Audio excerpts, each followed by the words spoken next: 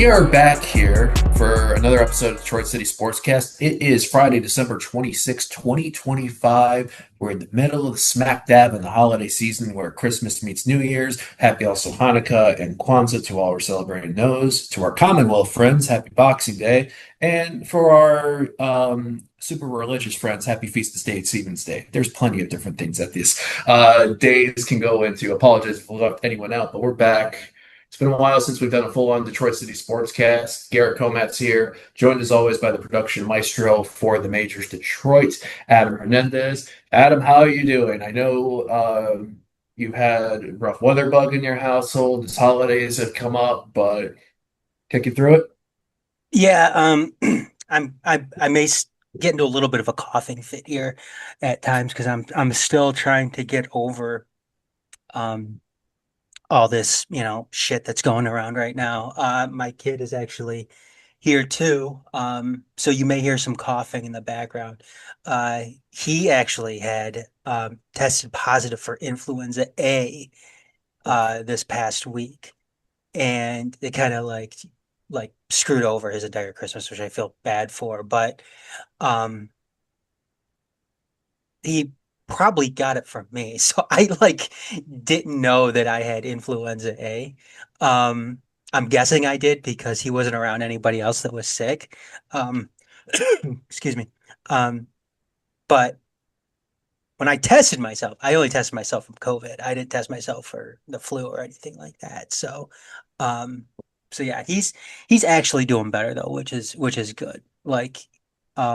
Doesn't have a fever anymore, which is good. But yeah, so it seems like he's on the mend right now. We'll have to wait and see. But yeah, kind of ruined his Christmas a little bit, which sucks. But he's off for like the next week and a half. And yeah, apparently, I mean, I didn't know this, but there's actually 12 days of Christmas that starts on what is it? Is it Christmas Eve, Garrett, that it starts, or Christmas Christmas Day that it's Christmas Day. So contrary to which is actually funny because the reflection I deliver next week at my church is tied somewhat tied into this.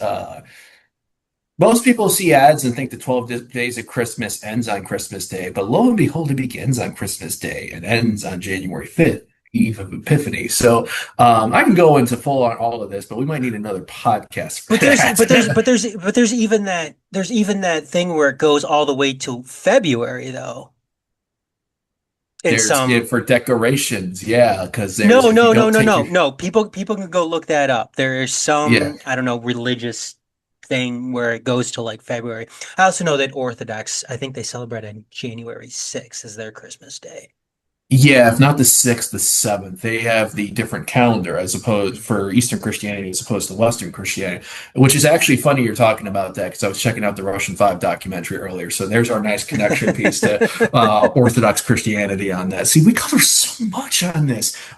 You were actually, this is actually, you created a great segue for our opening topic because you talked about your household's Christmas being ruined. You want to know what else kind of ruined many households' Christmas here? Unfortunately, it was our Detroit Lions. Our opening topic for tonight. Sunday, December 21st, saw the Detroit Lions, who were 6-3, I think, when we last recorded a full line episode. They were due to play Philadelphia.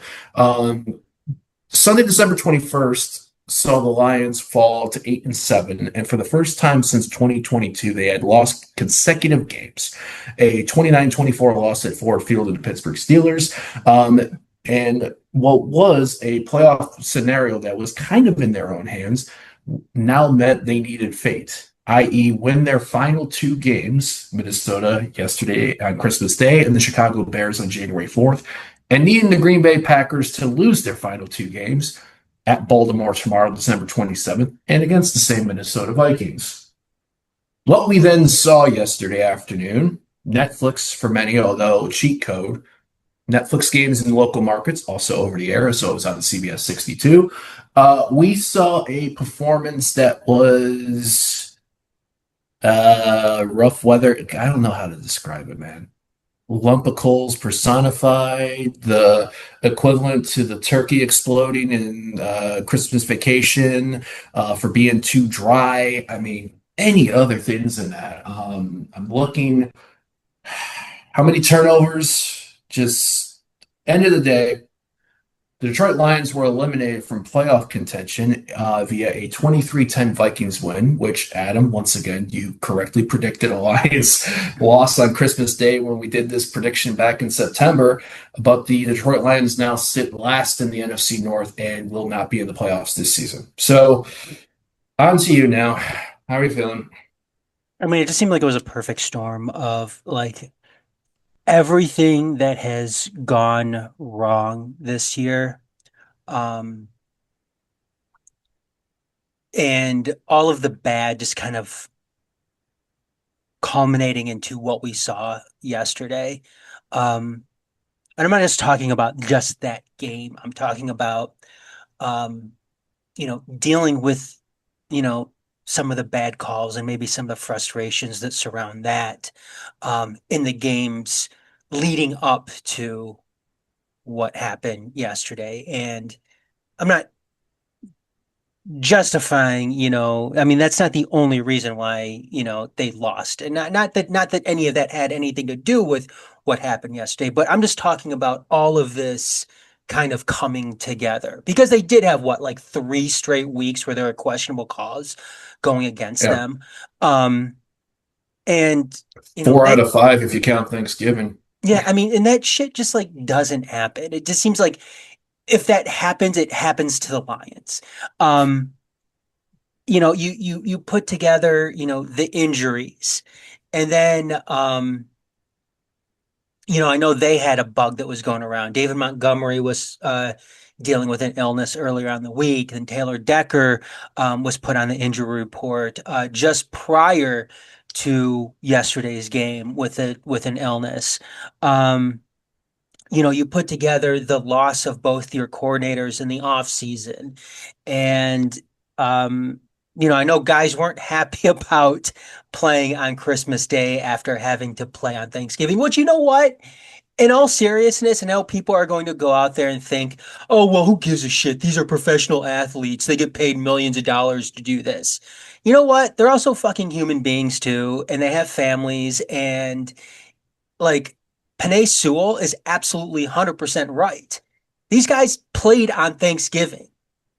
They had to play on both fucking holidays this year, on Thanksgiving and on Christmas Day. You know what? That Both sucks, Lions especially and Cowboys and yeah, Chiefs and yeah. Chiefs. Three of the Yeah, three of and the that's six. and Yeah, that's and that's bullshit. Why does something like that need to happen? Why is the NFL even playing on Christmas Day to begin with? I mean, that's the that's NBA's day. yeah, that is such bullshit. It is. It's 100% the NBA's day. If I was in charge, if I was President of the United States, I would make it illegal for the NFL to play games on Christmas Day because it is such bullshit. Um, He's going to make an executive order that's going to, our president, current president will probably make an executive order you that know says the what? NFL will be playing on Christmas Day now that you said that. Well, you know what? If Trump were to go out and sign an executive order to say that teams don't play on Christmas Day, NFL teams don't play on Christmas Day, I would 100% support him in that. Um, I expect him to do the opposite. And I expect him to do the opposite because the right thing to do is to sign that executive order. And yeah, he would do the complete opposite. But, again, if you're a guy like Panay Sewell, you have little kids. I mean, yeah, you want to spend the holidays, especially Christmas Day, with your family and with your little kids. Um, I just think, like, again, like, and they weren't playing particularly well in recent weeks anyway. I mean, there were some areas. I mean, I thought the offense as was playing, um, they were playing bad.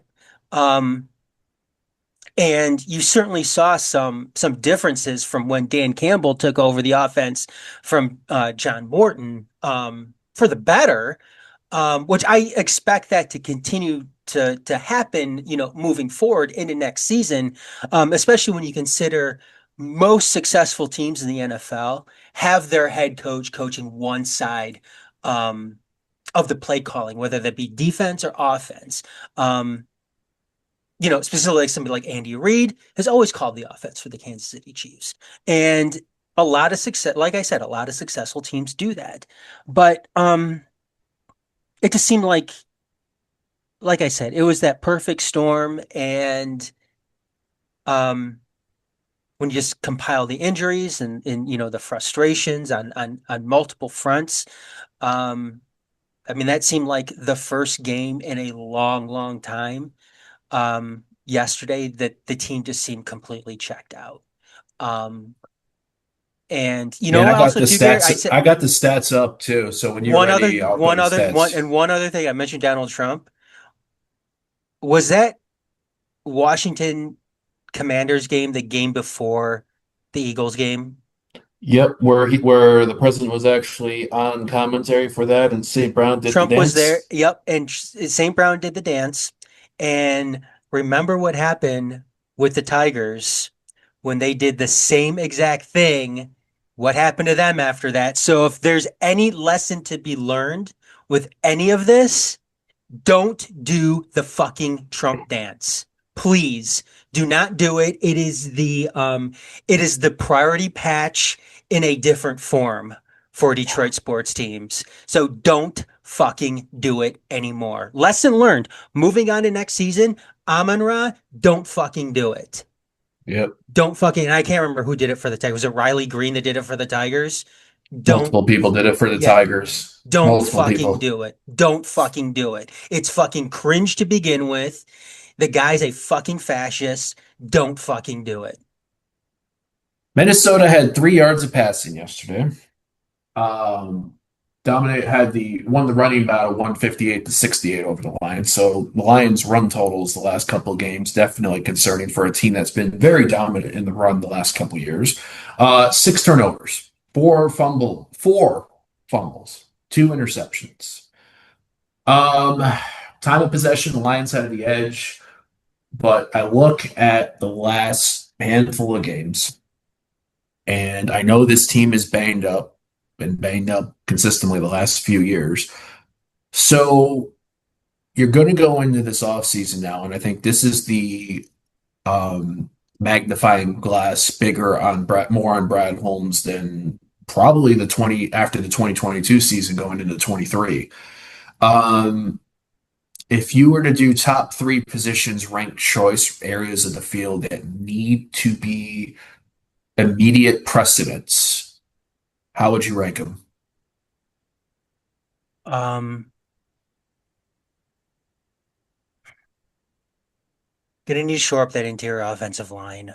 I'm kind of conflicted at this point. Um, I think you need to shore up the interior offensive line because we don't know what's going to happen with Taylor Decker going in next season. Guy may retire.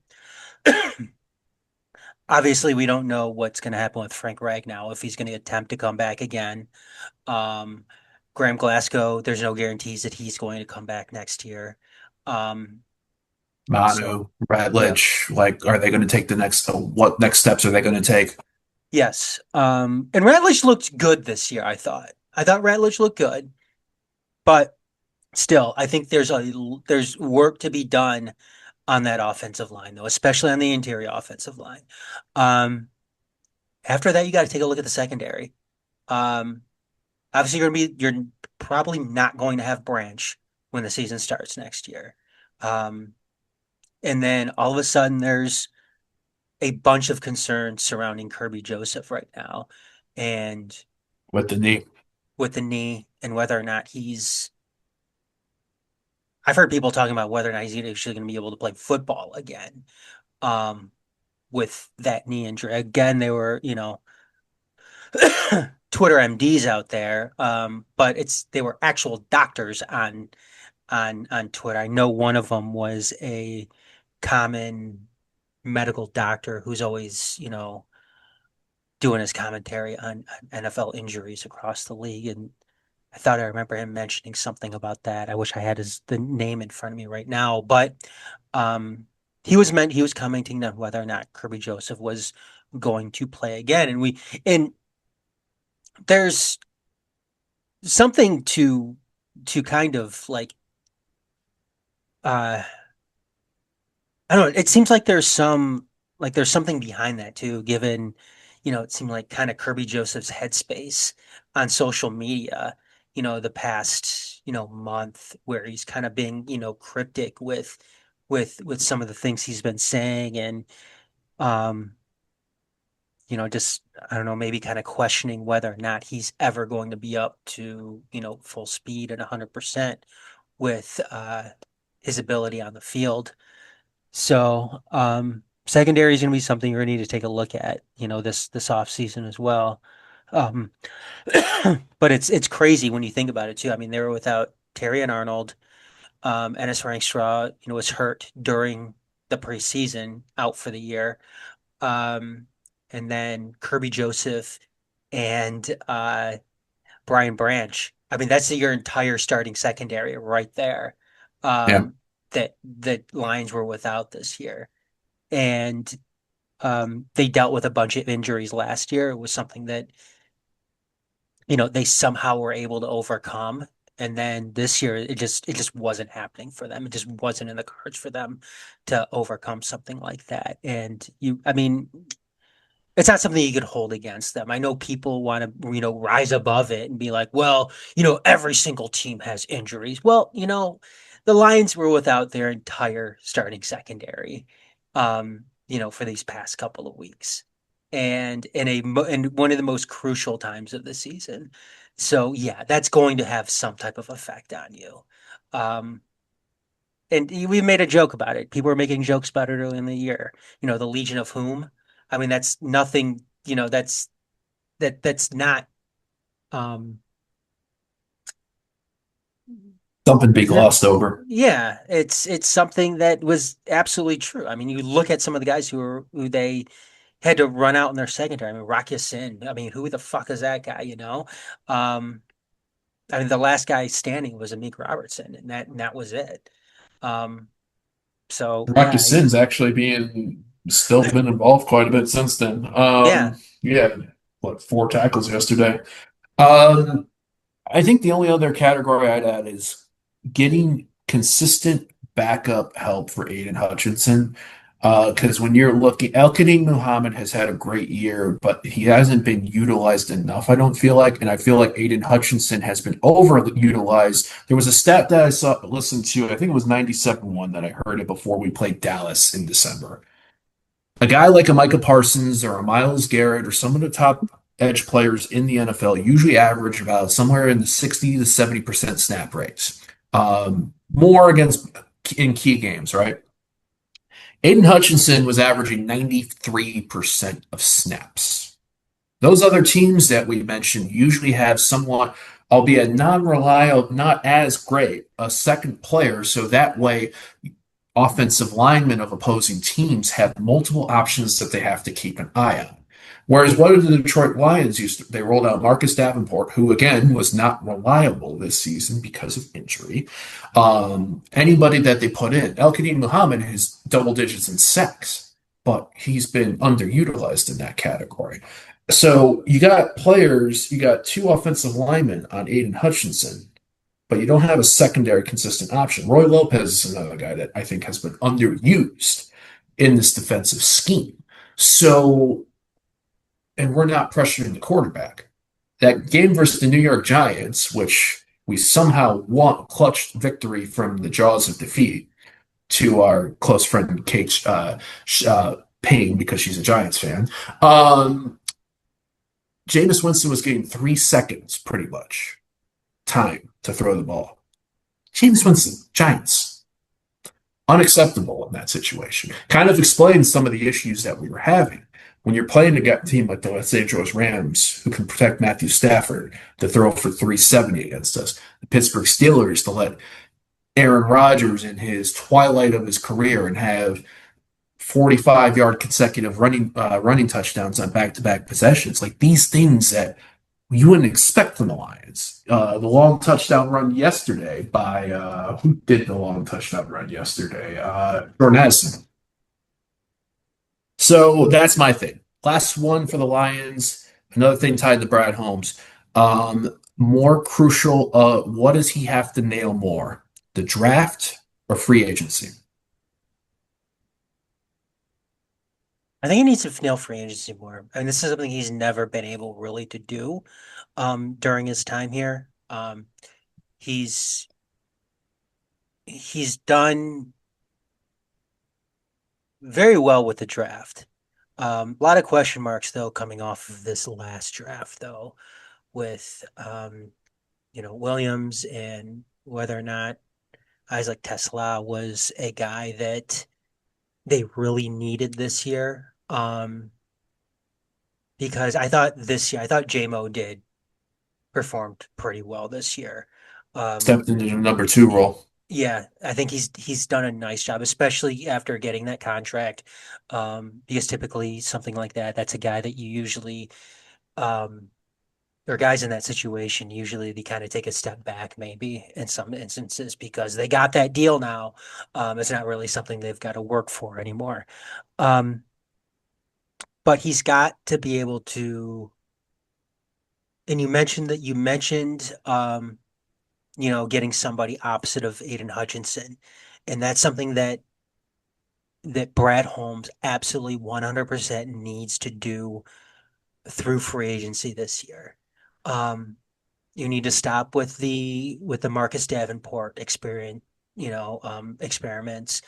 That's over and done with. We don't need to be offering Marcus Davenport another 1 year prove it deal or anything like that to run him out there and have him be injured, for 2/3 of the season, or for the entire season again.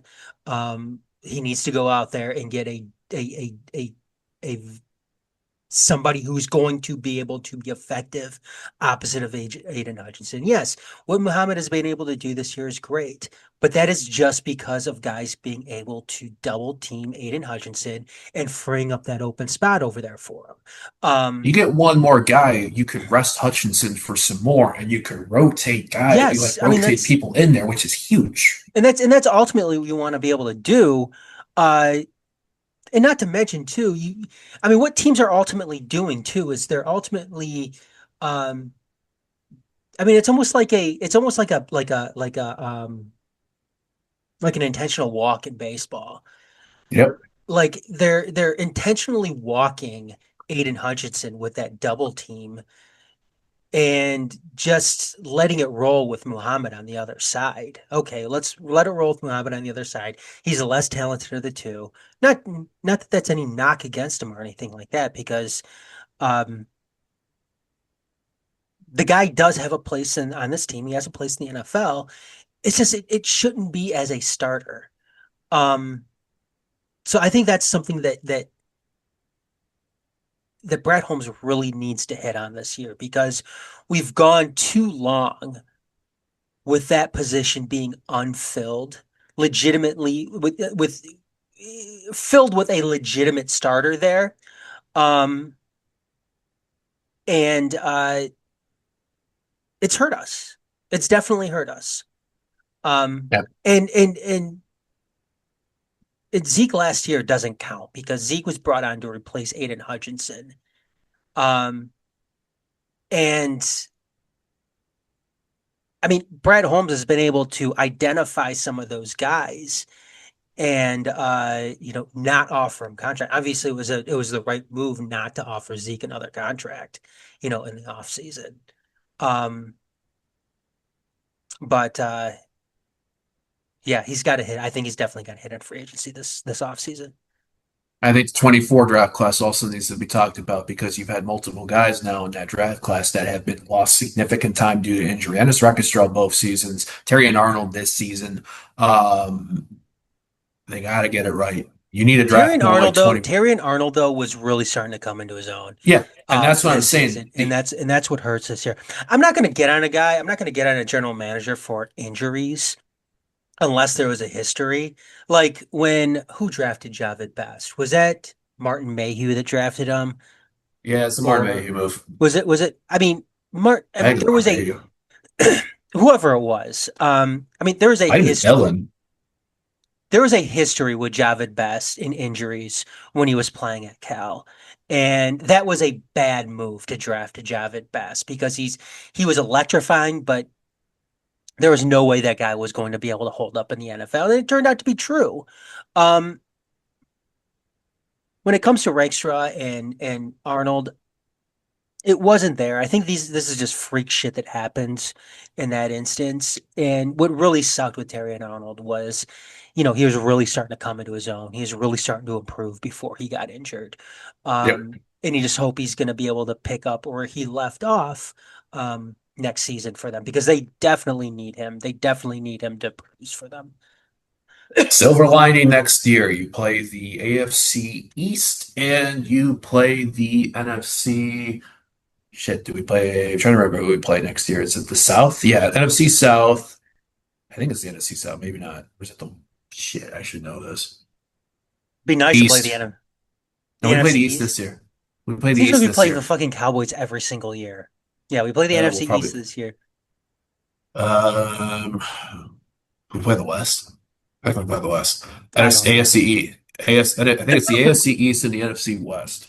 So, with that being said, third or fourth is a lot less of a straight schedule than first place this year. But that being said, still a long way to that. All right, we got enough on that. Let's switch to the next topic. Detroit Red Wings time. Because December 23rd, 2024, we were recording what was turned out to be Derek Lalonde's last game as a head coach for the Red Wings, a game where they were booed off each period, apparently, a 4-0 loss to the St. Louis Blues, which saw a year ago today Todd McClellan being announced as the new head coach for the Red Wings, the first time they made a midseason change in franchise history. They went 5-7-2 that month, 2 wins under Todd McClellan, and eventually finished out five, despite a couple of sweet runs and surges. The old February to March rough run of form bit us in the ass again, and we were 5 points out of a playoff spot. This year, however, December's been very kind to this Detroit Red Wings team. 8-2-1 at the time of recording this. 3 wins in a row going into the Christmas break, which included a 4-3 overtime win over a really, really good Dallas Stars side Are on we nine two Tuesday. and one? Are we 9-2-1? Let me take a look here. I thought we were 8-2-1. You might be right. Let me see here. I'm bringing up the skip on there. Counting December. Yeah, you're right. Actually, 9-2-1 because Nine the two and one. Boston win was on December 2nd. So wins over Boston, and then on the road at Seattle, Vancouver, Calgary, the Chicago Blackhawks, beating the New York Islanders finally, who whipped our ass the 2 previous Mm-hmm. times earlier this year. Stumble game versus Utah, but you didn't play bad. And then wins back to back in a home and home against the Washington Capitals, followed by the Dallas Stars game. The last 2 games, Washington and Dallas, the team, you saw how this team reacted under pressure. 22-13-3. First place in the Atlantic. Tied with Carolina for most points in the East, although the Winds have played 2 more games. And you're in Carolina tomorrow night to kick off after the break. Then Toronto at home the next night, Winnipeg on New Year's Eve, and then a home and home in 3 days again, New Year's Day and January 30th against the Penguins. We talked about Adam, Thanksgiving, Christmas, Olympic break to see where this team was at in the trade deadline. Did we think they were? Do you think they were going to be leading the division and tied for the best record in the East at Christmas? Because I didn't. No, no, this is very much a welcome surprise with them, especially after, just things have finished up with the Lions this year. Um, no, I mean them being able to do this in the East especially. The East is so tough. So tough. 10 points And from top to bottom in the Atlantic. yeah, and it just goes to show. I mean, that's how tough things are. I mean, you see how tight things are as well, this season, um, so far. But yeah, I mean, looking at the flip last season, last December they were 5-9-1 is what they finished. Is what they finished December, I believe. I Um, counted two. I counted 2 OT losses in December. 2 OT or Vancouver. wait, hold on a second. Let me get back to you on that. Last December was horrible though for them. Um, Yep. but no, this is a welcome surprise for them. That especially that game two against Dallas. Because they were down pretty late in that game too, with what, like 4 minutes to go or something. They get the with it because that Larkin goal came on a power play, if I'm not mistaken, right? Yeah, James Van Reems like gave up a penalty, which Dallas took the lead on, and then he made amends with that With sick that, play yeah, behind that, pass to yeah, Larkin. yeah, that between the legs pass to Larkin, who buried it, and then Hmm. Larkin finished it off in overtime. I mean, that's a good win against a good Dallas Stars team. Any other Make the division in the NHL, the Stars would be leading. The problem is the Avalanche are ahead of them right now. Yes. Adam, just for 24-25, they were 10-11-2 going into December. They finished December 15-18-4. Oh, So I'm so bad. counting 5-7-2. Okay. Um, yeah, that's I mean the juxtaposition between this December and last December is really incredible to look at.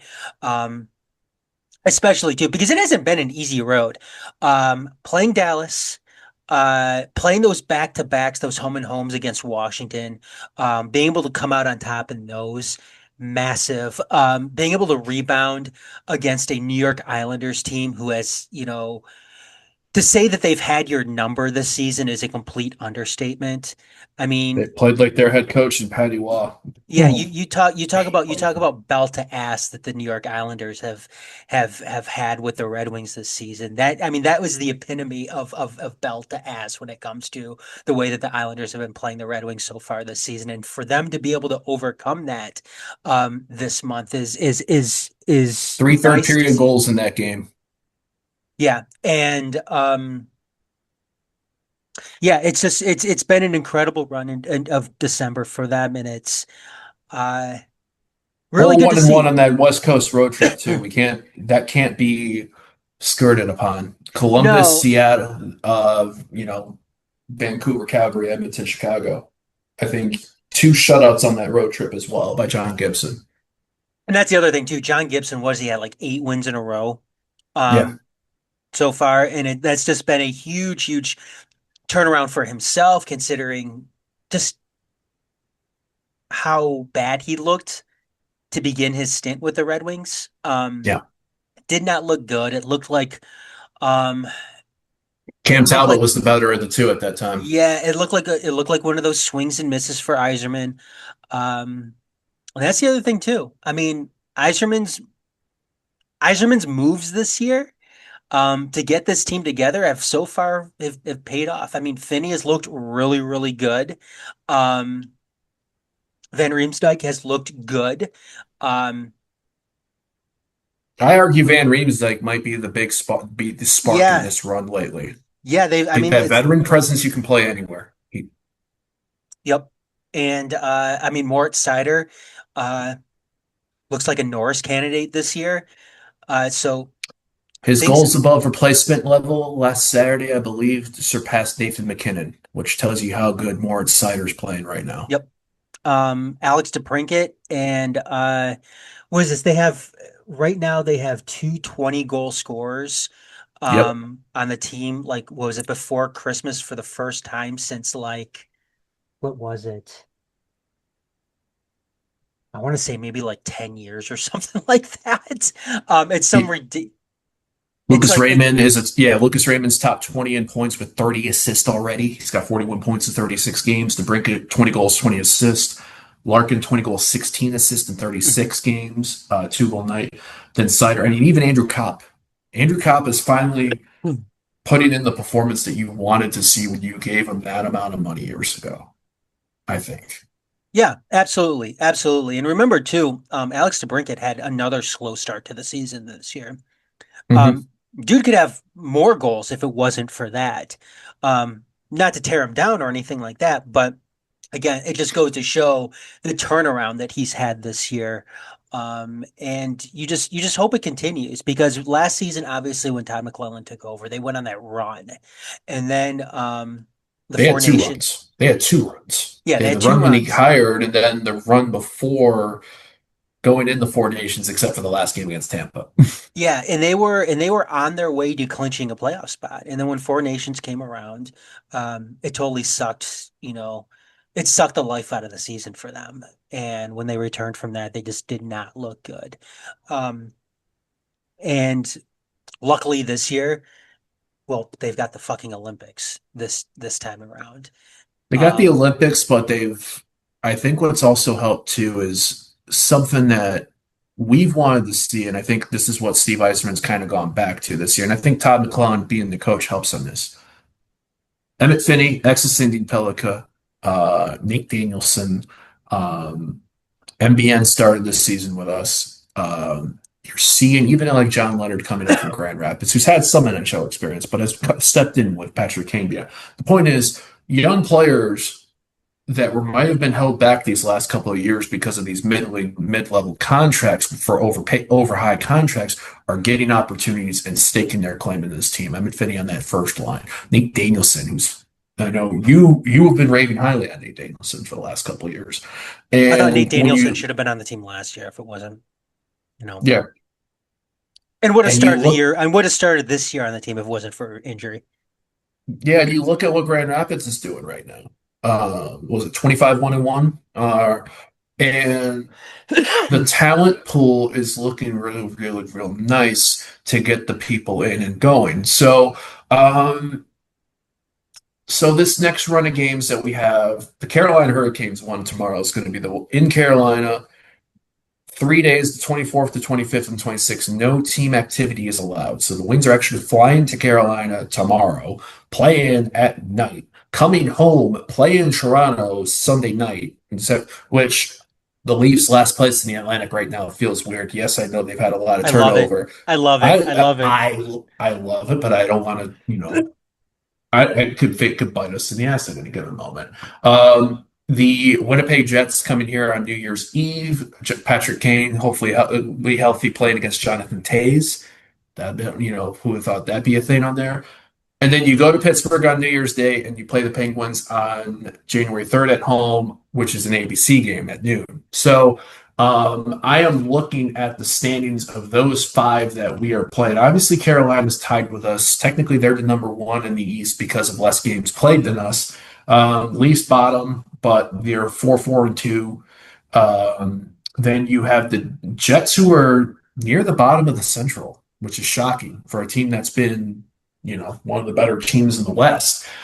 Pittsburgh is also near the bottom in the Metro. So, And that's although that. I mean, the Pittsburgh thing isn't surprising. Pittsburgh, 1-5-4 in their last 10, they did make some moves, traded Jari for Skinner. So, his ownership Pitt, sale.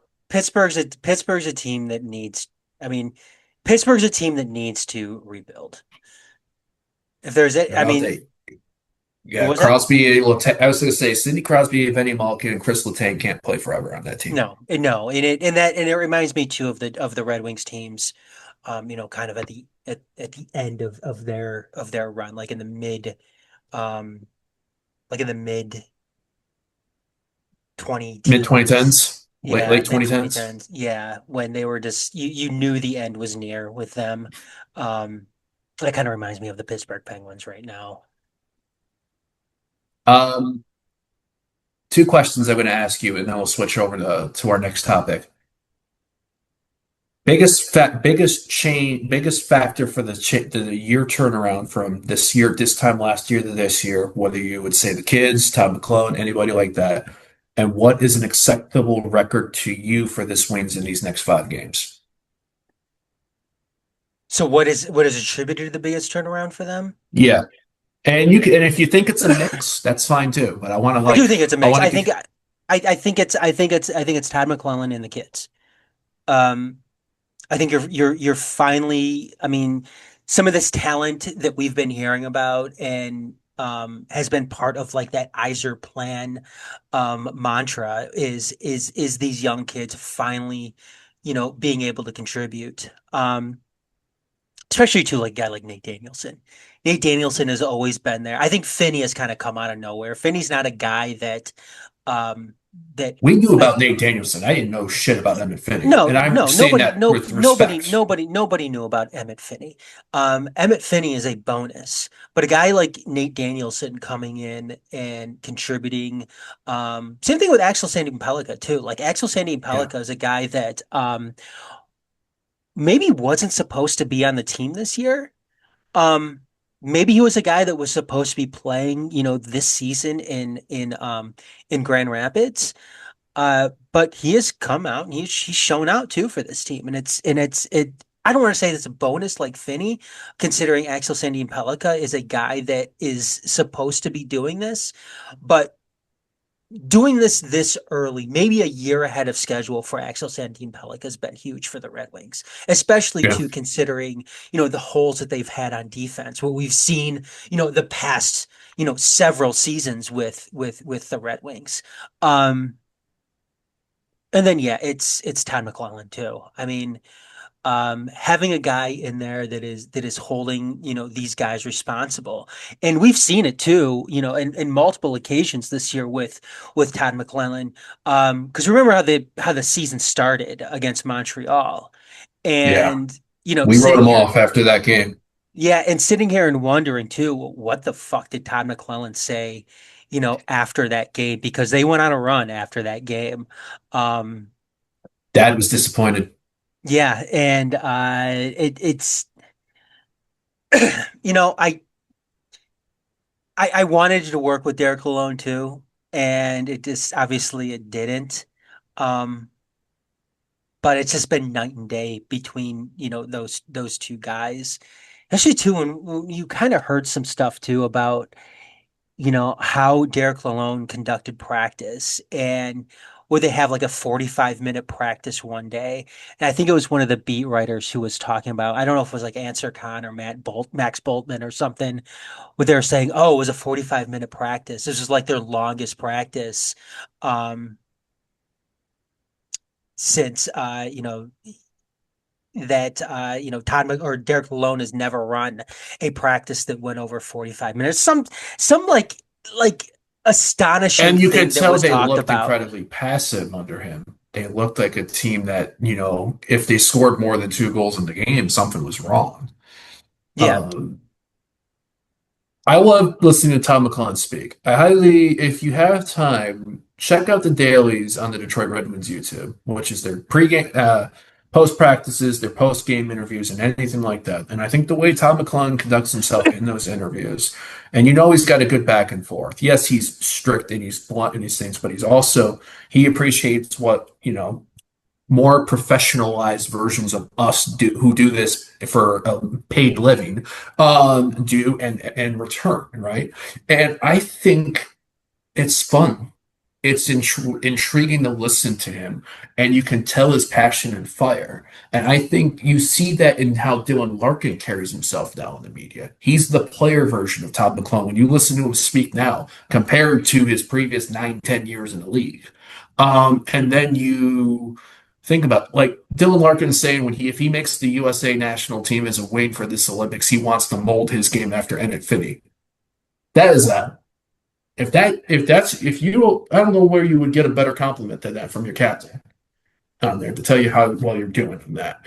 Um, I agree with you. I think it's a mix. I think it's the fire. It's the McClellan's fire and getting these kids who need something to prove, enough of them, to finally do it. It's still a lot of hockey left. We've been burned so many times, I but know, and it that's feels good. It feels good right now. no, and that's the scary thing too, considering what's happened the last two seasons with this team. Fucking And three. yeah, really, yeah, three.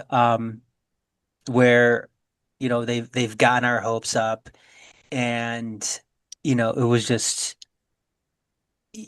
our hearts were ripped out, um, by them multiple times. I remember sitting at Keyworth with you, Garrett. Was it that Montreal game? Was that 2 years ago? We're trying to conduct a media press scrum post US Open Cup, and who tied it Perron tied it to Was it send it Perron to or was it? overtime. I thought it was It was Raymond that Perron. tied it. Was it Perron? Okay. No, Raymond won it the night before when we were Oh yeah, three that's right. goals That's right. That's down. right. Perron tied it to send it to overtime. Then Philly did that stupid ass empty net. Yeah, yeah. Oh, And then yeah. we had the priority patch collapse the following year, and then we had the yeah, and then I we can had lay the claim to being at the last Red Wings game. without the priority without the patch. without the priority An patch. 8-3 win over the Capitals. And it seems like we've finally overcome the priority patch. Yeah, I think we could safely say that we've overcome the priority patch at this point. But then we had the Four Nations last year, which is an awesome Ugh. idea. I hope the NHL does that again because it was such a cool tournament. I loved it. I hope they somehow figure out a way to expand it because it is a really, really cool tournament. I want to see But the 3-2-1 point format and the 3-on-3 10-minute overtime to get rid of the shootout. I think the World absolutely. Cup of Hockey set great precedents for that. Absolutely, 100%. I think the NHL will be stupid not to do something like that. Um, you know what? If it ends in a tie after 10 minutes of 3-on-3 hockey, then it So ends be in it. a We got our tie. money's Yeah, worth. it ends in a tie. Bring back ties in that instance. Um, but 5 games, best 5 games. acceptable record. You know what I'm hoping for? I'm hoping for them to go into 4-1-0 in that one. I think it's doable. I think, coming back and beating the Hurricanes is going to be tough. I And say they Carolina too. Yeah. As I said, the Hurricanes, Carolina. Yeah. Yeah. Um, It- doing that, going to Carolina, especially, flying the same day and then, playing that night, that's going to be tough. Um, I'm almost penciling that one down as a loss. Um, to be able to come back from that though and beat the Maple Leafs, I mean, that's going to be tough. I think they're going to lose one of those two games in there. Those back-to-backs are going to be tough. Um, Yeah, I'm gonna go 4-1. 4-1-0. so you think they'll win both back to back on New Year's Eve, New Year's night? Jets at home, Penguins away. Yeah, I think they can. I think they can. They should. I hate when we get smacked by Pittsburgh. I was I'm still scarred from opening night last year. Um, so you're going 4-1. So you're going to say 8 points out of 10 on that. I mean, I'm never this optimistic too when it comes to something like this. It seems like I'm always like, I mean, because you look at, I don't know, I guess I ended up somewhat being right when it came to the Lions this past year, but And some great. You've nailed more than I have in the loss category. um, yeah, I don't know. I think they could do it, especially after this nice, little break that they've had. Yeah, I'm gonna go 4-1-0. 4-1-0 for them. It's gonna be tough. It's gonna be tough, but Yeah. I think it's reasonable. Uh, I think to get at least 8 out of the 10 points. Um, and that could be a mix of 3 wins and like 2 overtime losses. They could get more than that. Um, the Carolina game, I think, is going to be the game to watch because you're getting all of a sudden people talking also too outside of this area about this team actually being a good team. And I think going to Carolina, who has suffocated us in games, mostly Derek Lano, though we looked good against them once we had McClellan, I thought. But how do we match up with their physicality? How do we match up with, can we create space that they try to take away? That will be a good test. Only other game that I would be really concerned about is Pittsburgh on New Year's Day, coming off a back-to-back against the Jets. That would be the only other one on that. But I'm with you. I think you should at least get 8 points of this out of the 10 on that. And if you get all 10, shit, we're rolling. I'm with you though. Next I'm with you five. though on that Pittsburgh game. I mean, I share the same concern. It's always tough going back to back on these games, and to have two back to back games in this stretch, it's tough. It's tough. Mhm. The good thing about that though is you're playing the Penguins, in that back to back, which again, the Penguins. This isn't the same Penguins team, of 10 years ago. They Um, got torched for 6 in Toronto on Tuesday afternoon. yes, and yeah, and the Maple Leafs, in have looked not good this year, like we were talking about earlier.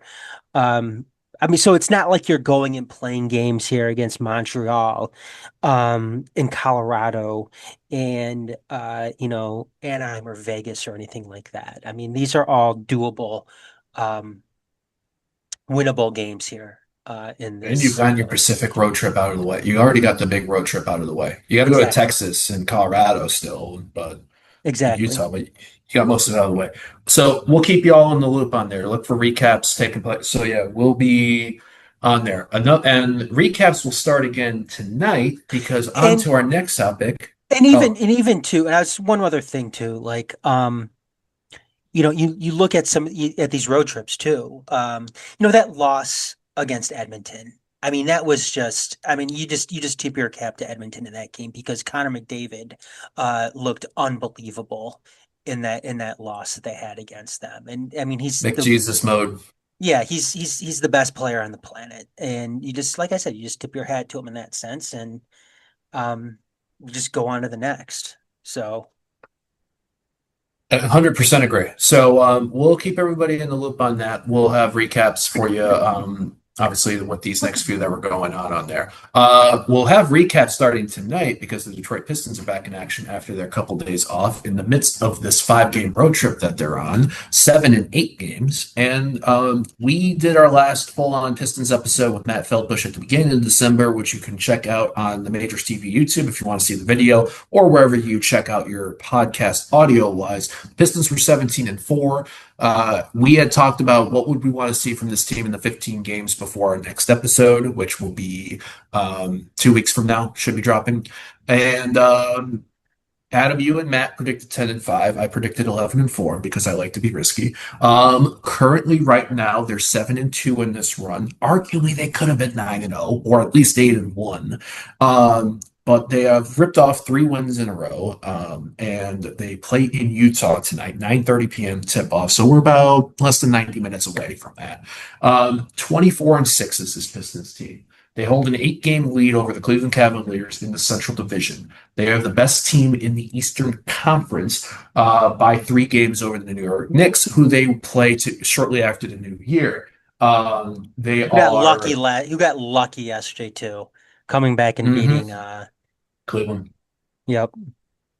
You are a game and a half back of the Oklahoma City Thunder for the best record in the NBA, an Oklahoma City Thunder team who's lost 2 games in a row and 3 times to the Spurs.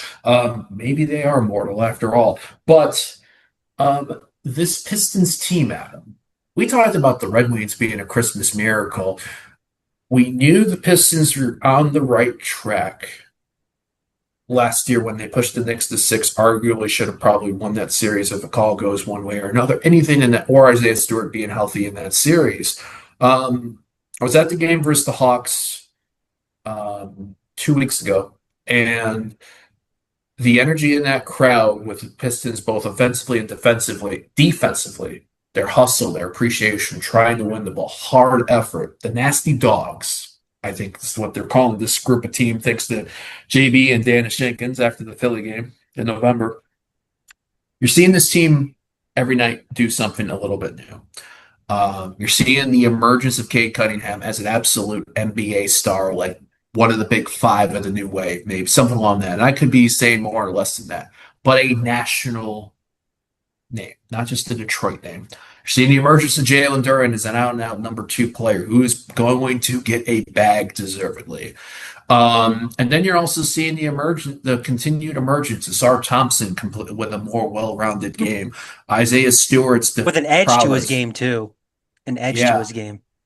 Dallas, he got screwed. That Dallas game is, Yes. yeah, that's all I'm going to say about that. And the fact that we almost should have probably won that game. Why are Detroit teams always getting fucking screwed in Dallas? Why? Well, if you think about it in the NBA form, you trade Luca, get Flag, fire Nico, and then God, that game was ugly. I hate playing. I You hate know playing. what? I I hate playing fucking in hate Dallas. Dallas. I hate Dallas, dude. Like I hate, especially too. Like yeah, they trade Luca, and then all of a sudden, oh, they magically get the number one overall pick.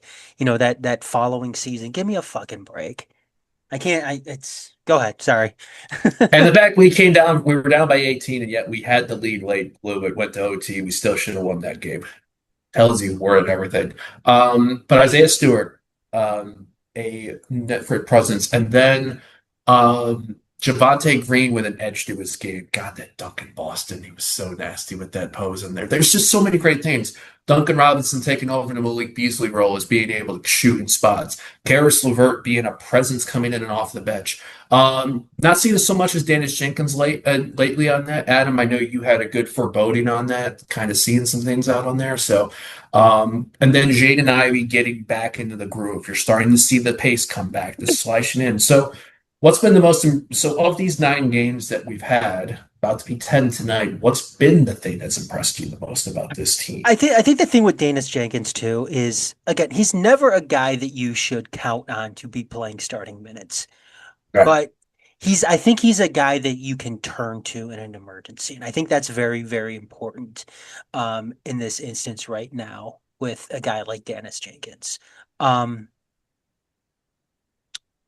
what's I haven't even talked about Ron Howard's like chaos he brings in off the bench too. I think it's I just think it's the things coming together. I mean, we talked about the thing, the perfect storm of shit for the Lions this year when it came to the bad calls, the injuries, the loss of your coordinators, um,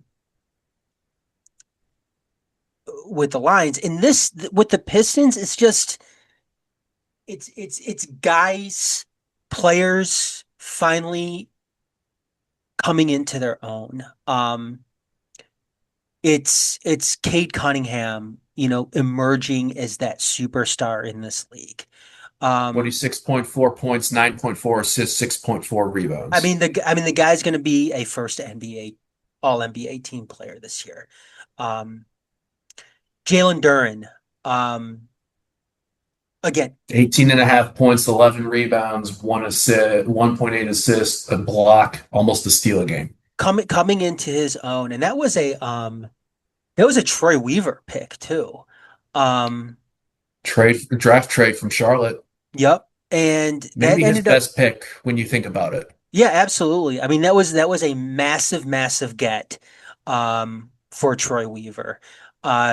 And hats off to him in that sense because the Duran Cunningham combo is really turning into an elite combo in the NBA. And it's something that you needed to see happen. I think especially for the Pistons, where they play and how many times they go up against Cleveland, this year, just in general, because of what Cleveland was able to do with Evan Mobley as well. Yeah. I think that was huge. Duran coming into his own, emerging as maybe not a superstar, but definitely a star in this league. Yep. Um, and then, you go beyond that. I mean, you talked about a guy like Oscar Thompson, coming into his own, 12 points overcoming, a game, six yep, rebounds, yep, 2.8 assists, a steal and a half. overcoming what the blood clots that he had. What was that last season? I think. Um, And the 23-24 season was out until New Year's Day 25. Yep. And again, finding that edge to his game, which I think is important for a guy like him, and being able to be sustainable in the NBA.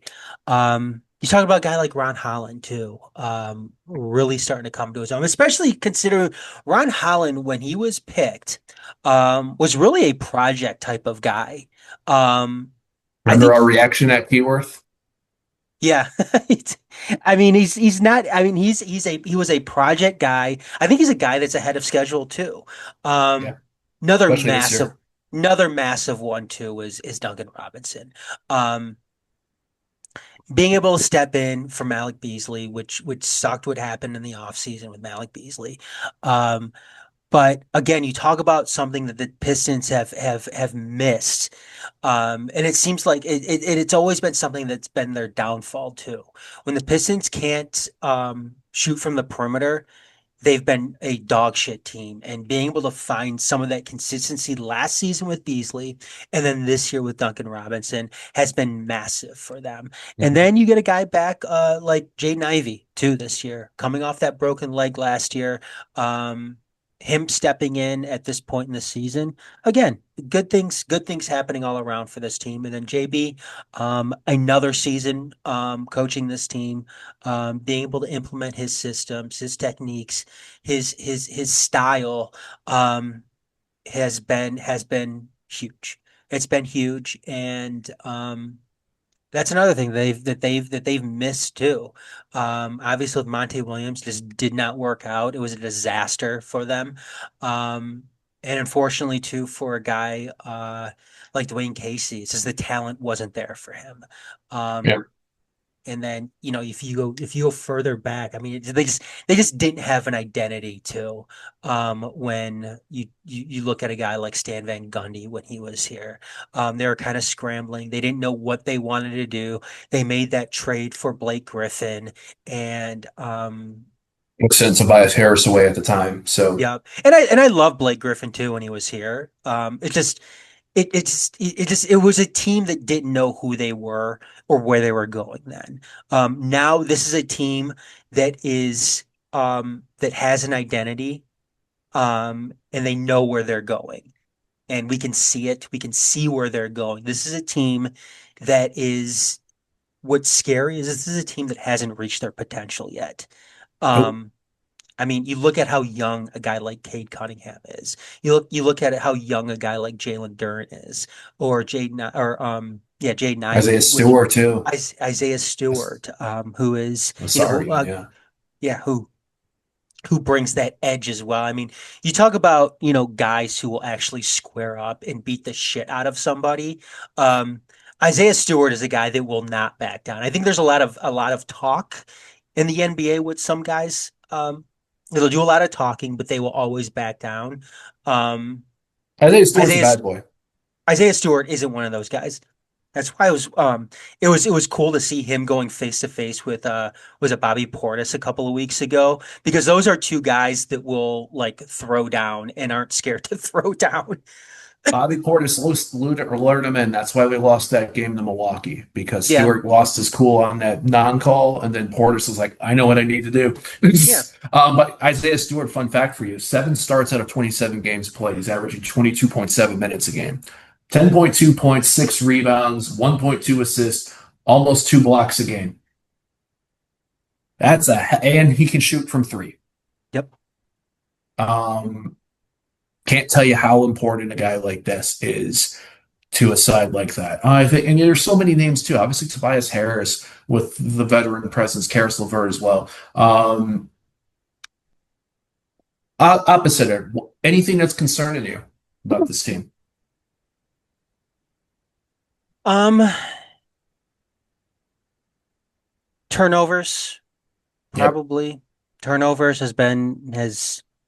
I mean, turnovers will kill any team, but I mean, it's this something that team's been is, sloppy in the second half lately. yeah, yeah. This sloppiness with this team, turnovers is definitely something that's still concerning with them. But you know what, though? That's something that comes with a young team, and Um, I yeah, think it's something that's going to get better with them as time goes on. Now, I don't think that this is a team that's going to win an NBA championship this year, um, because of I still think that their inexperience and the sloppiness and the turnover shows that. But I also don't think anybody thought that they were going to be, first place in the East this year with yeah. after Christmas with, multiple games in hand um on the Knicks, which is so awesome to see too, because um Knicks fans are becoming so fucking annoying when it comes to Becoming. yeah, well, they are. They are so fucking annoying when it comes to all of this. Um, Glad Matt's in Italy. I'm glad Matt's in Italy right now, enjoying this vacation and not having to like jump in because yeah, because man, it's he'd be it's just, fun. it's so like, I mean, they sit there and they like they constantly throw that series in our faces from last year, and it's like, dude, you if it wasn't for a couple of bad calls, I mean, that game was going to 7 games. They didn't want to deal with Um, Stu. no, and I just again, Brunson is a good player, but dude gets the benefit of every single call that the ref has made. Dude is a fucking flopper. I'm sorry. Um, and They're yeah, I calling think if flopping now in the NBA. I love it. and I think and yeah, if Stu is playing in that series last year, there's a good chance that the Pistons come away with that one. Um, We're not even talking about the non-call or Malik Beasley dropping the ball with a wide open yeah, look to and that's potentially and win again, game yeah, six. yeah, and this is again, yeah, and that's a game too that the Pistons had no business taking to 6 games. 6 games. They still took the Knicks to 6 games. Um, Mhm. so yeah, My I mean thing, it's you go ahead. talked about turnovers. Here's my last couple games having 20 plus, 3 games in a row with like 20 plus point leads, and they dwindle in games. Um, there's I think there's a line, and I watch AEW a lot, and there's an old MVP always yells with one of his stablemates, "Quit playing with your food." Um, that's what this team's been doing. Another fact: the And that's Pistons something are that top. and that's something that burnt them too in that Yeah. season where they set the record for most consecutive losses. There are plenty of games in there too where they should have come away with the win, but they Hmm. just could not finish games. And that's something that, again, this team is much better than than those Monty Williams teams. Yeah. Um, but still, you want to be able to finish games. You want to be able to hold on to those leads and not give the opposition any thought whatsoever that they can come back and actually steal one from you. So, Um, team is either top three or I forget where they're at. They're top three to top five in getting to the foul line in the NBA, which is shocking considering what we would think for the lack of. I suppose it's not shocking when you think about this team being the opposite of the modern day NBA in 3 point, where this team beats the shit out of opponents in the paint. But they also get calls now. They're top three to top five of going to the foul line, but they're the bottom three to bottom five in team free throw percentage. And that's also going to cost you. I think that also cost us in the Knicks series with the limited opportunities we had going to the line. We just got to be better shooting the free throws. I think mhm. Jalen Duren is much better at free throw shooting. Um, but even Cade at times. So I think that could be it may not look like an issue in an 82 game regular season, but when you get to April and you get to May, and if we get to past the first round and the second round and onward, when you're getting, there's a reason why they call it the charity strike. Capitalize these opportunities on it. No, you're right. 100% right. Are you still feeling that 10-5 as we finish these last six of this little 15 game run we talked about in the Piston centric episode? So that would mean they would need to go 3-3. Sure. Yeah, absolutely. Absolutely. I'm going, yeah, I would need, yeah, you and Matt would just need a 500 for the rest of for these six, which is Utah tonight, 2 games in Los Angeles, the LA Clippers on December 28th, the Los Angeles Lakers on December 30th, New Year's at home to the Miami Heat on Little Caesars. And then you have, I believe it is Cleveland on January 4th in Cleveland, and then you're home to the Knicks on January 5th. So it gets fun. It gets a lot of fun. We will be recording our next episode, Piston centric episode, folks, on January 7th. So that will be when the Pistons play the Bulls. Like I said, that'll probably be maybe the end of that week. So I'd say, if not the end of that week, the beginning of the following week. So within 2 weeks, you'll see another Piston centric episode, and we get to talk and see how much of an Italian basketball fan Matt has come from his trip in Europe. You got anything else you want to add on Stones? No, I think I'm good. All right. Last topic for tonight, and we'll make it brief because we have two centric Detroit City FC podcasts to talk over stuff, which the latest episode of Tunnel Talk, 451 Tunnel Talk is out now. It's on the Majors TV, YouTube, and wherever you check your podcast. It should be on the channel 451 YouTube along with the It Allen is. Awards. It is. Uh, okay, cool. So multiple options to check that out. Um, Detroit City FC's made a few offseason acquisition moves. We're not going to go into all of them because most of them have been in the Centrics, but I'm going to name, we'll talk about three things that have taken place. The big potential controversial to some, not surprising to others, depending on what part of the supporter base you're on. Danny Dichio returning to the Detroit City FC side as head coach, a 2-year deal by the club with a club option for a third year. Adam, you posted up some great side by side comparisons from Trevor James's last year in 2023 to Danny Dichio's 2025. But also another potential contract. Some loved it, some were like, what the fuck? Other type move in the Detroit City skill on the play-in side. Former Talisman, Black Arrow Award winner of 2024, left after the 2024 season to Rhode Island, back with Detroit City in the form of Maxi Rodriguez. His I think of that his comment that in the press release announcing it. You dropped that Simpsons meme to me a couple times of you know which one I'm talking about, of Homer crawling Homer back to crawling back Burns. to Burns, yeah. So that might be like one on there. Jesse Cedeno also announces returning to the club on a 1-year deal with a club option. And for those that are wondering if this new stadium of Detroit Cities was ever going to be built, ceremonial groundbreaking took place last Friday, which had Detroit Mayor Mike Duggan on there. I don't Where know, they which where they kind of knocked down caught. that awning over like where they knocked over that awning that went over that like the emergency like where the ambulance would pull in. So that was Um, the groundbreaking, it seemed like. I don't know if anything thanks for else has the happened, but We it was an event that caught a lot of people off guard on the supporter base that said it was mainly a media thing. Thanks for letting us know, folks. So yeah, man. So maybe this stadium is going to be built in time for 2027. We'll see. Where are you at with this last few stuff? And anything else you want to add? I thought that it was I mean, yeah, we had an idea that Danny Dichio was going to be coming back. Um it really it the 2 years with the option, the two guaranteed years with the option for the third, again, it makes no Excessive. sense. It's excessive. It makes no sense. Um, and I'm going to talk about this coming week with Sean. That Makes sense for those that haven't makes seen city that make one. sense. Yeah, it's. I fail to believe that Danny had any leverage in these negotiations. You want to bring him back on a 1-year deal. Um, kind of like that Prove it 1 year deal. prove it deal. Then that's something that I can live with.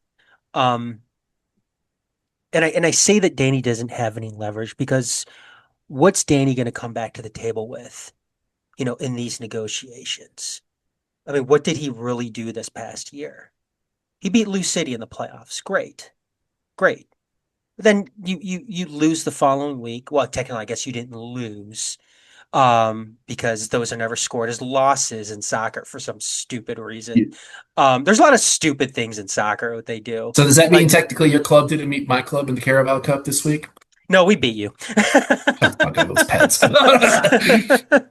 um, uh, like I just it's dumb. But like seriously, like I mean, this team had two instances this past year where they looked just so incredibly bad. They're talking about from May to like what, July? Um, May to end of June, and then yeah, and then July for a couple weeks, and then the end of the year yeah, was it a little bit of was a tailspin. it was awful. It was awful. And this team made the playoffs because of other teams' mistakes. Um, and quite frankly, Danny Dichio was lucky. He was lucky to get through those tailspins with his job still in hand. Um, And I know there were some comments made too, when we did post that graphic, Garrett, kind of the side by side, with some of the semantics with it. And because I know somebody pointed out, well, Trevor didn't get removed from his coaching position. He was promoted to sporting director. And, Yeah, Garrett is, if for anybody that's listening, Garrett is holding up um, the quote marks. Because he was moved upstairs, but not given the ability to let a coach go when they were faltering. It was Yeah, a and lateral move because they didn't exactly, want to me they didn't want to fully remove him from the club. They were too scared ex to remove him from the club 2 years ago. exactly. And you asked Trevor. I mean, you asked Trevor. I mean, did it seem like he was a guy that wanted to be removed from head coaching What was the Sean Mann quote in the Nolan B. article? They had to persuade Trevor to step to aside step from aside? coaching.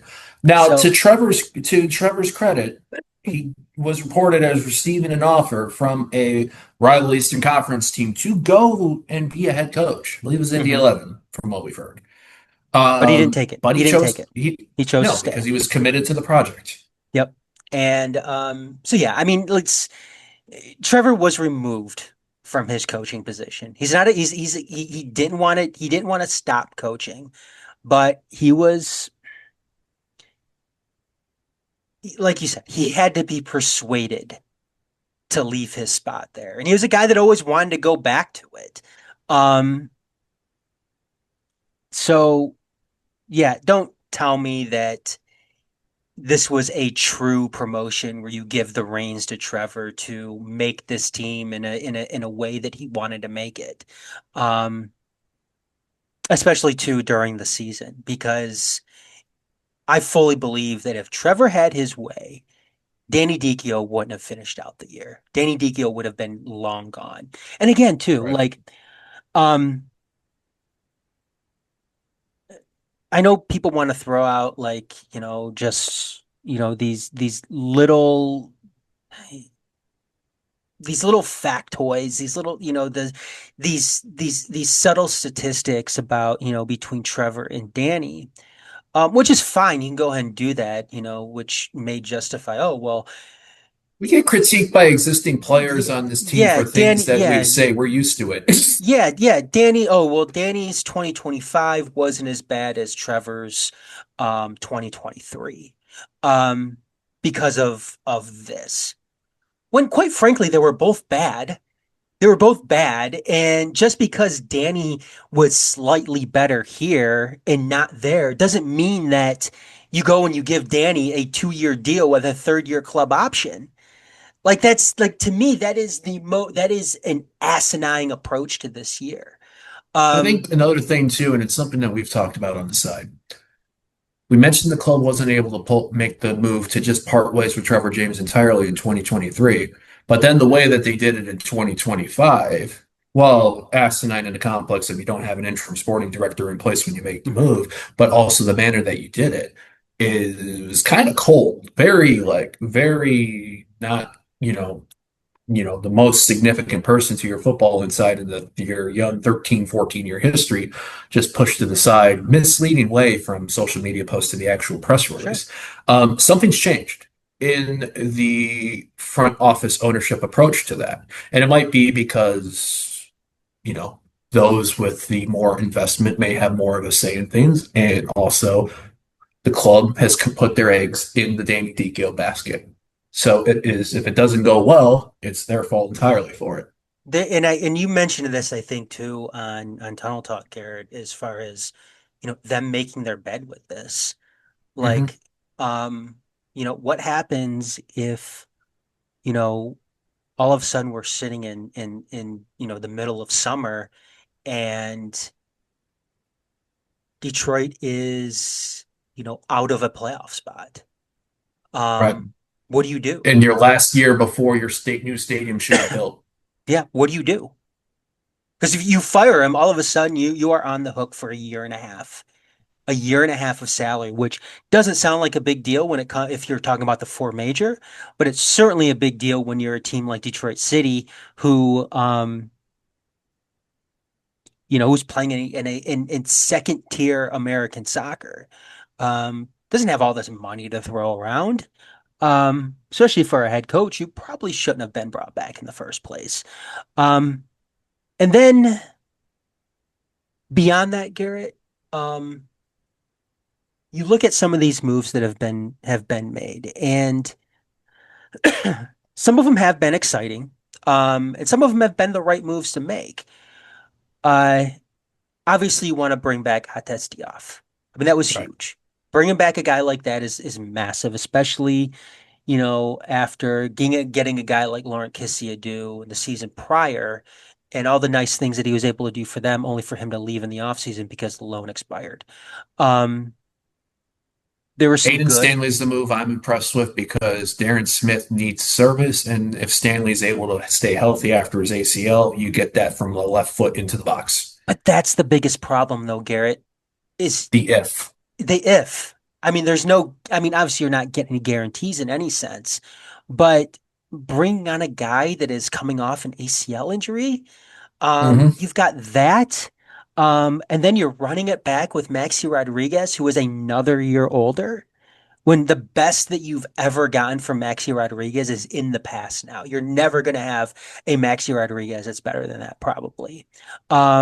And quite frankly, when Maxi Rodriguez was good for this team,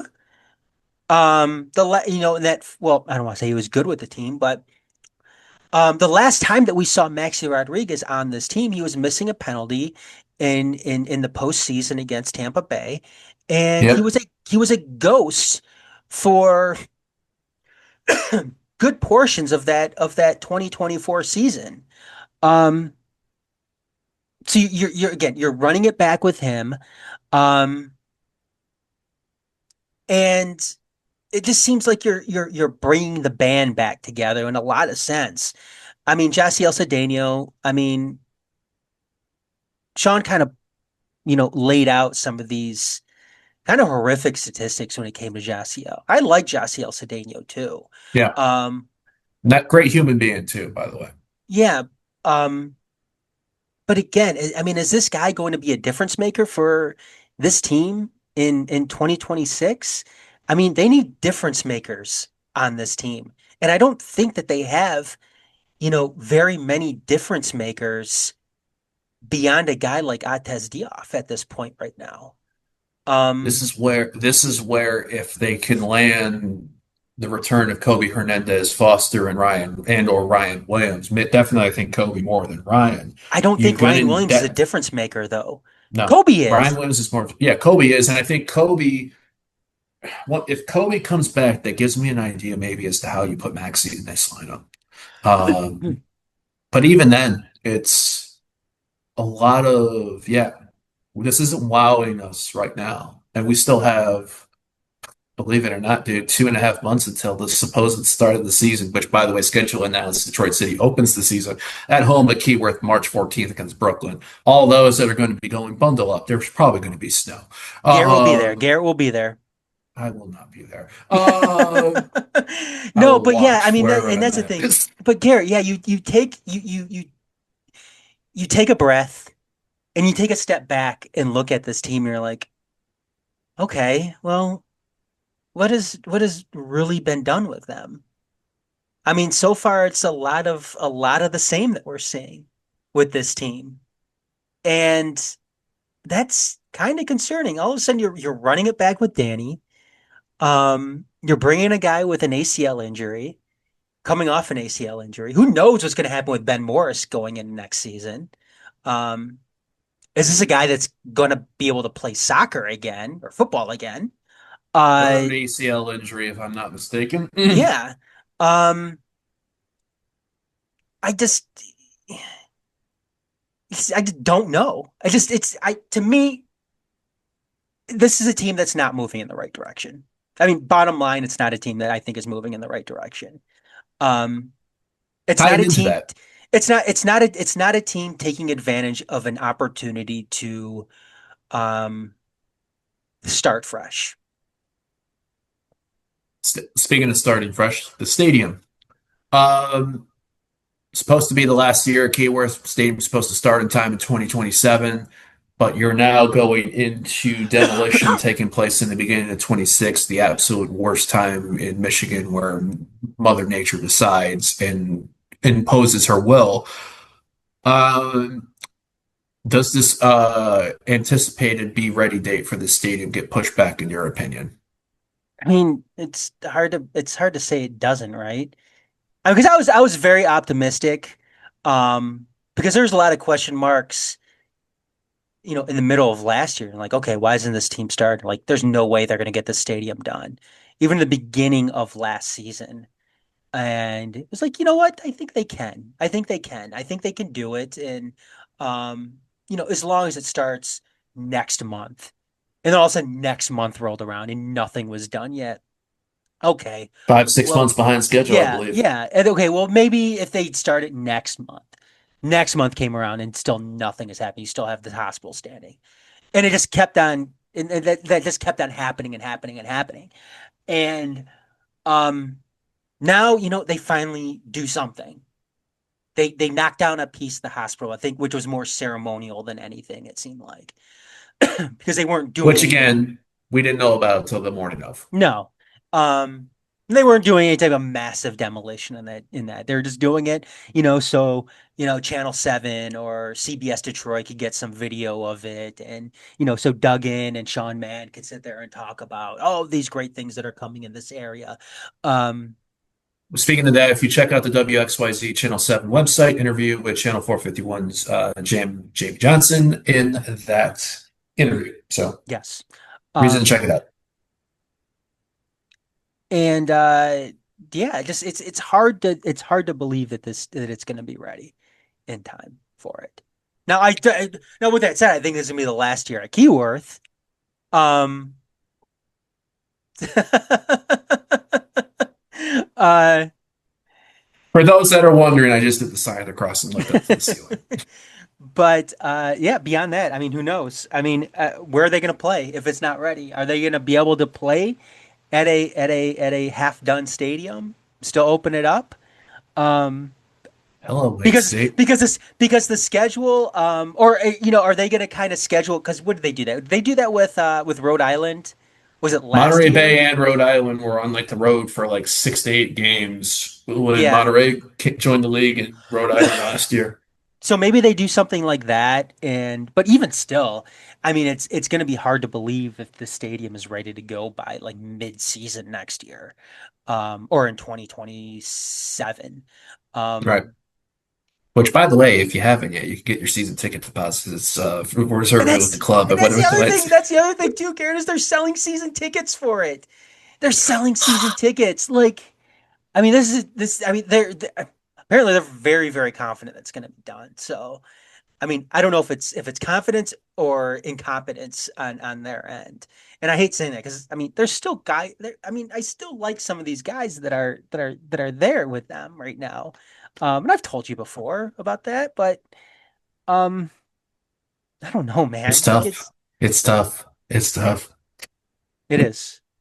Um, the women's indoor team is in action tomorrow. I think they're in Ontario, Canada, in Kitchener, taking on FC Berlin, the former name of the city of Kitchener. Look it up on the history. And then home opener at the Fieldhouse on January 3rd, 26th. Last question I have for you, and it's a league Garrett was related, going to and get this is, tickets to Berlin, Germany, but we had to tell him that it's actually in Canada. So yeah, nah, I mean, I have to wait a few more months before this safe route, even though I got my passport renewed.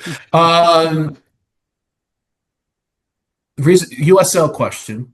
hmm The USLPA is in a dispute, obviously, with the USL for renewing the CBA, which decides the USL Championship as well as the Women's Super League. Talks have not been good on while. In fact, the USL Championship final saw players come out to T-shirts voicing their opinion on that. And when Pittsburgh defeated Tulsa in penalties, there was no trophy celebration. Very So muted trophy stupid. celebration. So Yeah. stupid. The ECHL in minor league hockey announced a player strike today. Um, with that being said, do we see this potential? And I know the WNBA is in a player dispute right now for a potential strike into the 26th season for them. Is it a strike or a Is labor lockout? I believe it's actually a player strike. It's something to do with for ECHL. Let me see the wording on there. I have heard it as a player strike, but ECHL players go on strike, games postponed. This is multiple article headlines are in there. Yeah, because there is a difference between a strike and a lockout. So Lockout is like when there's a no agreed upon CBA, so the owners will lock out the players. And then a strike is the players taking action. And, even with a CBA in place or anything like that, they're like, okay, we're not playing anymore. And there is, yeah. So, and there's also separate statements from both the union the Professional Hockey Players Association, as well as the league itself. So, let me ask you this question: What December 26, 2025, right now? What do you put as the percentage of chances that the USL Championship does not start on time in 2026? I don't know.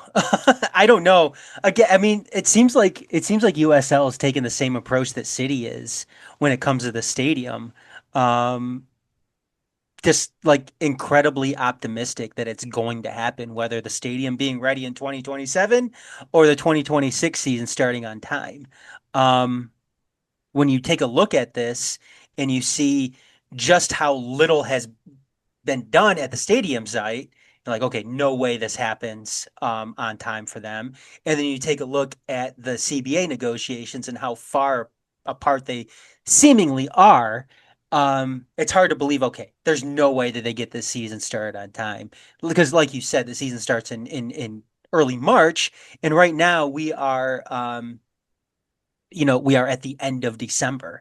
Uh, it's I again, actually have brought up the USLPA's Twitter or X. Their last post, December 24th. 'Twas the night before Christmas, and all through the league, players were asking for standards, not miracles, not greed. No toys, no extras, just professional standards. The basics that make a league truly professional. Even Santa would agree this isn't too much to ask. yeah. La la la la la la la. Um, We'll keep people in the loop on that. Like Adam said, Make City Make Spence is being recorded this week for full on Detroit City centric talk. I'm sure it's going to be fun, fiery, roasted on an open fire, whatever you want to say for the holiday jargons and stuff. Who knows if there's going to be a 451 title talk coming up this week also too. We'll see what's going on with the rest of the crew. We got anything else we want to add? I think we've covered a great amount tonight. Um, yeah, one quick thing. One second, let me go ahead and bring it up here. Um, University of Michigan looks like they have their head coach, Kyle Whittingham, um, being reported all over the place now. He's signed a 5-year deal to be the next Michigan head coach. Stepping down from Utah earlier this month. He's with them forever too. 20 Um, plus years. Yeah, he's with the Utes forever. Seems like a good hire for Michigan. Real steady guy. Something that they need in Ann Arbor right now. Has had success with the Utes. Um, Coming over to the Big Ten. Obviously, you gotta see how that goes. Uh, hopefully, we'll get to talk with Nick Finn about this. Now that it seems like Michigan has their man in Kyle Whittingham. So, yeah, stay tuned for more on that, though. Yep. So, plenty of things to come around and talk about on there too. Like I said, we'll be back. I'd say we'd probably be back with a full-on Detroit City Sportscast in at least a couple of weeks' time. In a couple of weeks will be the latest Detroit Pistons-centric episode dropping. Make City Make Spence will probably be dropping here sometime in the middle of next week, just maybe around the beginning of 2026, which I can't believe is less than a week away. So yeah, that is it. Thanks for everybody for checking out another edition of Detroit City Sportscast. Hope that all have had an enjoyable holiday season so far. May it continue. And for anyone that's going through a difficult time this holiday season, for whatever reason, financial struggle, loss of somebody near and dear, and everybody else, we just know that we're here for you, and we wish the absolute best for you and your families and your loved ones this holiday season. So, for Adam Hernandez, Garrett Comats here. Thanks for checking us out. We'll be back soon.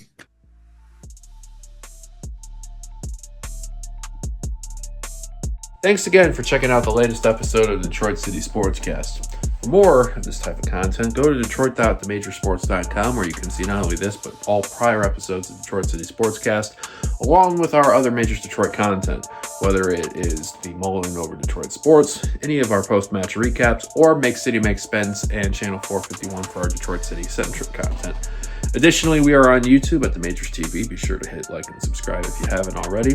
And we're on social media. Twitter and Instagram, we are at TMSNX Detroit. Blue Sky is tmsnxdetroit.bsky.social. Also, we are on Facebook at The Majors Detroit. And if you check out your podcast in audio form, you can find us at The Majors Detroit. Be sure to hit like, subscribe, and leave a 5-star review. It goes a long way towards helping out everyone here at The Majors Detroit in their efforts. Thanks again for checking this out. Catch you later.